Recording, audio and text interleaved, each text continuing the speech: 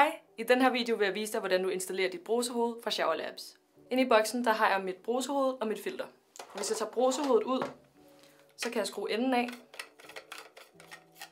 Og når enden er af, så kan jeg tage mit filter, som har en tyk ende og en tynd ende. Og så skal den tykke ende ind først. Og så kan jeg skrue enden på igen.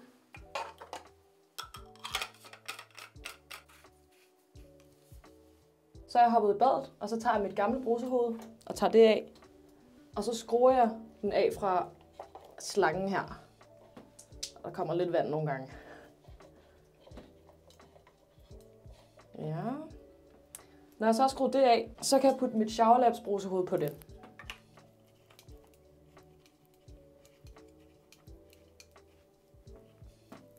Og så sidder det godt fast. Og brusehovedet, det passer på alle danske badeværelser. Både på slangen og beholderen heroppe. Og så er du egentlig klar til at bruge Shower Labs brusehovedet.